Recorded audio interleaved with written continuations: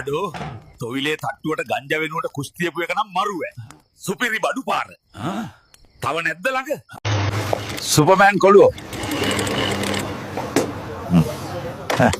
ඇඳුම ෆිටෝන් කරන් ඉමු බලන්න. A few moments later. තුට කී පාරක් කිව්වද මම ජොකාන් දින්නේ කලිසම යටින් කියලා. පළ ගිහින් මාරු කරන් වරි. මොඩයකින්. ඔය මේක කැරපොත්තන්ට හොඳයිද? මිස් ඔක කැරපොත්තන්ට නම් හොඳ නෑ. මේකෙන් එයාලව මැරෙනවා. දුවේ 2000න් පස්සේ නේද? අපිට කියන්න ඔයාලට මේ ලෝකේ නැතිවම බැරි දේ මොකද්ද? වෙන මොනවද නංගි මගේ කසිප්පු ෂොට් එකනේ. කෑම වතුර නැතුව ඉන්න පුළුවන්. හැබැයි මගේ කසිප්පු පාර නැතුව බෑ.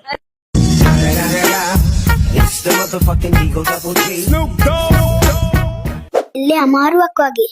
ඔව් ડોක්ටර්. මේකේ අර TikTok එකේ කට ඇද කරගෙන අංගවිකල වීඩියෝවක් කරන්න ගිහින් බෙල්ල ඇද වෙලා.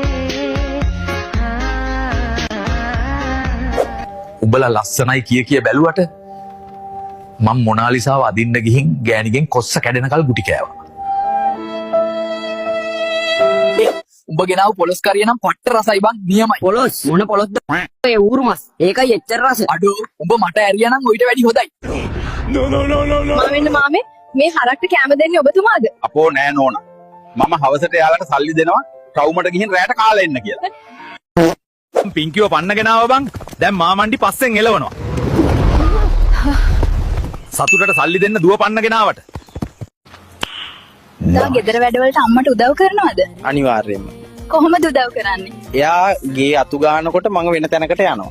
ඉතින් පුතේ කණාමැදිරිය ගැරඩියට කිව්වලු මේ මම කෝදුරුවෙක්. උන් මේ බොරුවට ලයිට් එකක් හයි කරලා තියෙන්නේ කියලා. කෙල්ල මාව දාලා ගියා සර්. මට යා නැතුව ඉන්න බෑ සර්. හිමින් ඵලයන් උත්. මම මගේ ගෑණි දෙන්නම්. උඹ හිමින් ඵලයන්කෝ යකෝ.